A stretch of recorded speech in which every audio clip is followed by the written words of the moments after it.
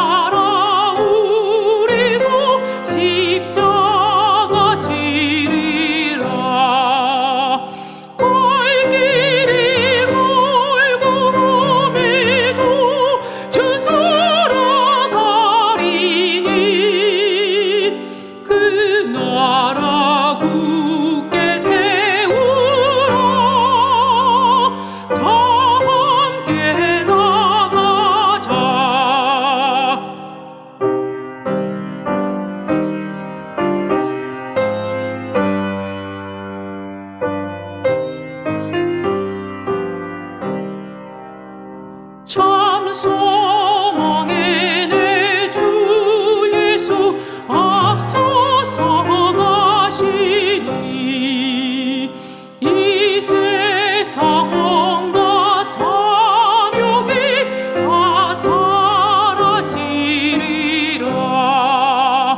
온 인간 세상 어디나 주 뜻을 이루니 참 사랑과 참 평화의 종소리 울린다. 참 생명과 빛 되신 주 만왕의 왕 앞에 그 위엄 높이 기리어 호산나 부르자. 온 세상 가는 곳마다 사랑이 이기니 참 친구 되신 주 예수 앞서서 가소서.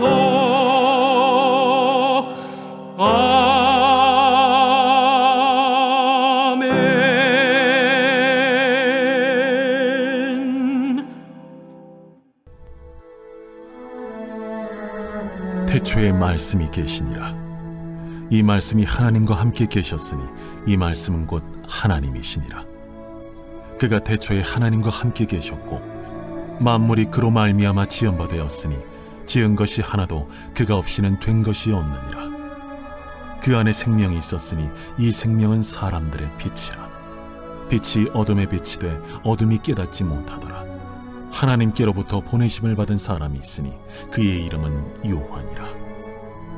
그가 증언하러 왔으니 곧 빛에 대하여 증언하고 모든 사람이 자기로 말미암아 믿게 하려 함이라. 그는 이 빛이 아니요 이 빛에 대하여 증언하러 온 자라.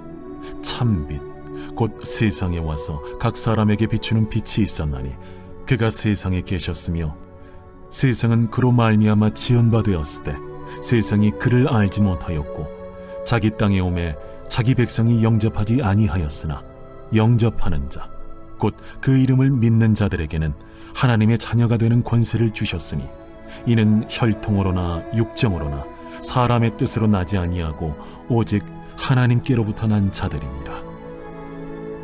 말씀이 육신이 되어 우리 가운데 거하심에 우리가 그의 영광을 보니 아버지의 독생자의 영광이요 은혜와 진리가 충만하더라.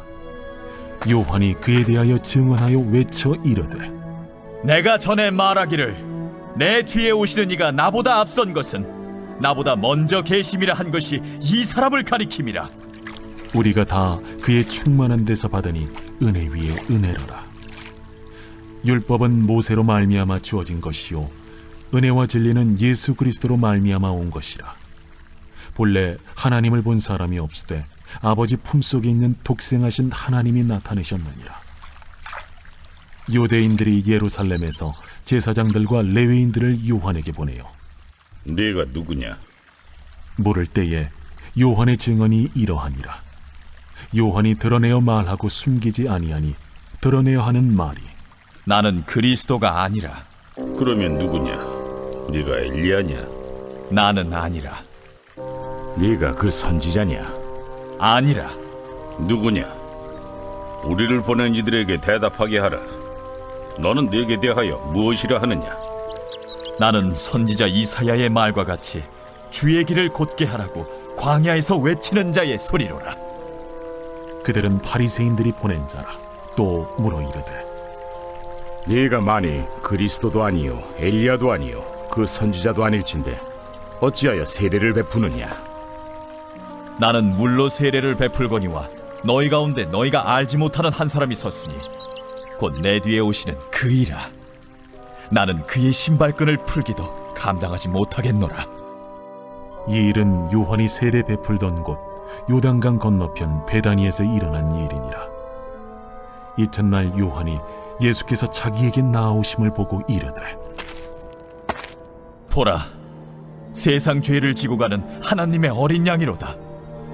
내가 전에 말하기를 내 뒤에 오는 사람이 있는데 나보다 앞선 것은 그가 나보다 먼저 계심이라 한 것이 이 사람을 가리킴이라. 나도 그를 알지 못하였으나 내가 와서 물로 세례를 베푸는 것은 그를 이스라엘에 나타내려 함이라. 내가 보매 성령이 비둘기같이 하늘로부터 내려와서 그의 위에 머물렀더라. 나도 그를 알지 못하였으나 나를 보내어 물로 세례를 베풀라 하신 그이가 나에게 말씀하시되 성령이 내려서 누구 위에든지 머무는 것을 보거든 그가 곧 성령으로 세례를 베푸는 이인 줄 알라 하셨기에 내가 보고 그가 하나님의 아들이심을 증언하였노라. 또 이튿날 요한이 자기 제자 중 두 사람과 함께 섰다가 예수께서 거니심을 보고 말하되 보라, 하나님의 어린 양이로다. 두 제자가 그의 말을 듣고 예수를 따르거늘 예수께서 돌이켜 그 따르는 것을 보시고 물어 이르시되 무엇을 구하느냐? 랍비여, 어디 계시오니이까? 랍비는 번역하면 선생이라. 와서 보라. 그러므로 그들이 가서 계신 데를 보고 그날 함께 거하니 때가 10시쯤 되었더라. 요한의 말을 듣고 예수를 따르는 두 사람 중에 하나는 시몬 베드로의 형제 안드레라. 그가 먼저 자기의 형제 시몬을 찾아 말하되 우리가 메시아를 만났다. 메시아는 번역하면 그리스도라. 데리고 예수께로 오니 예수께서 보시고 네가 요한의 아들 시몬이니 장차 게바라 하리라. 게바는 번역하면 베드로라. 이튿날 예수께서 갈릴리로 나가려 하시다가 빌립을 만나 이르시되 나를 따르라. 빌립은 안드레아와 베드로와 한 동네 베세다 사람이라. 빌립이 나다나엘을 찾아 이르되 모세가 율법에 기록하였고 여러 선지자가 기록한 그 일을 우리가 만났으니 요셉의 아들 나사렛 예수니라. 나다나엘이 이르되 나사렛에서 무슨 선한 것이 날 수 있느냐? 와서 보라. 예수께서 나다나엘이 자기에게 오는 것을 보시고 그를 가리켜 이르시되 보라, 이는 참으로 이스라엘 사람이라. 그 속에 간사한 것이 없도다. 어떻게 나를 아시나이까? 빌립이 너를 부르기 전에 네가 무화과 나무 아래 있을 때 보았노라. 랍비여, 당신은 하나님의 아들이시오. 당신은 이스라엘의 임금이로소이다. 내가 너를 무화과 나무 아래에서 보았다 함으로 믿느냐? 이보다 더 큰 일을 보리라. 진실로 진실로 너희에게 이르노니 하늘이 열리고 하나님의 사자들이 인자 위에 오르락내리락 하는 것을 보리라.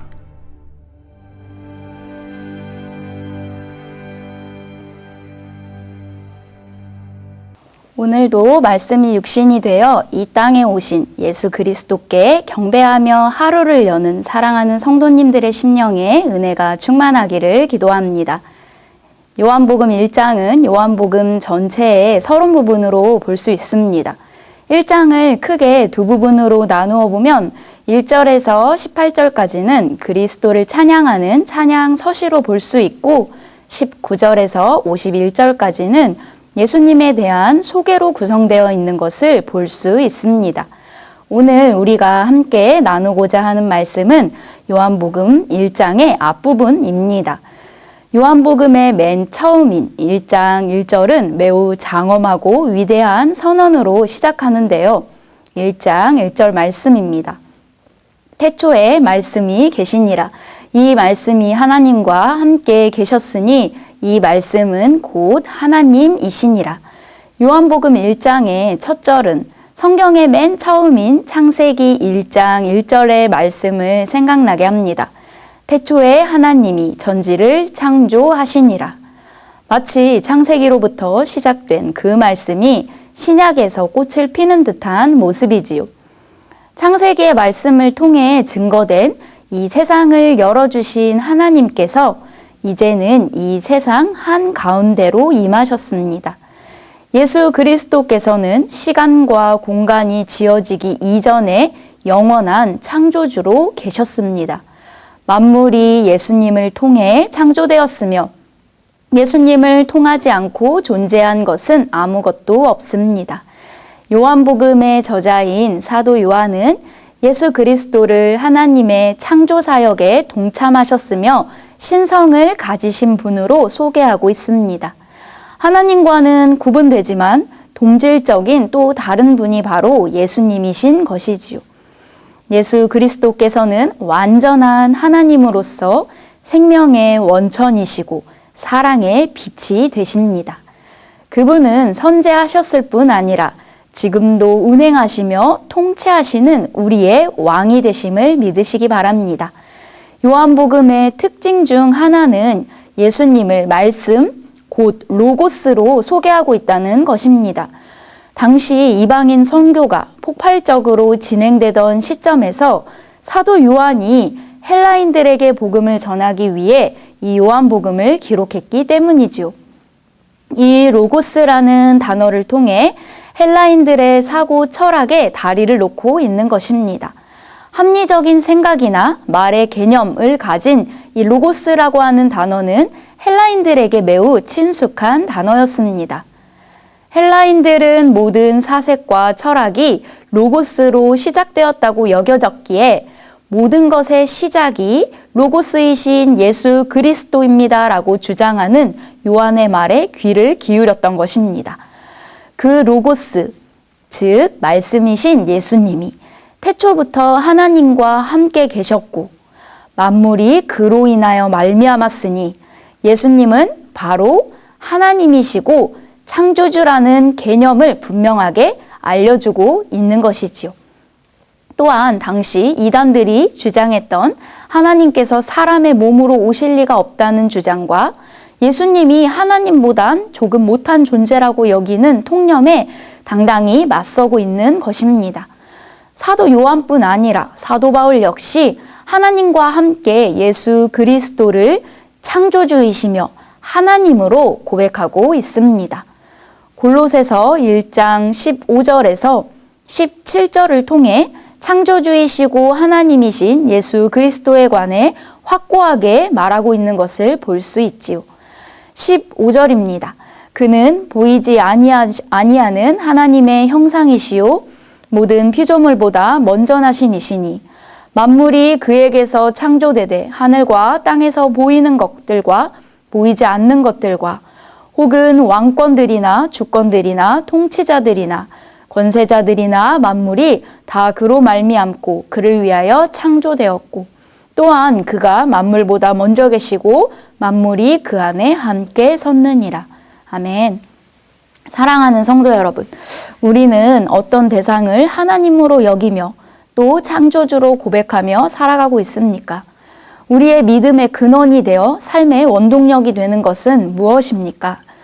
우리가 믿는 예수 그리스도께서는 이 세상의 창조주이시며 하나님이십니다. 그분이 우리를 구원하신 구원자이십니다.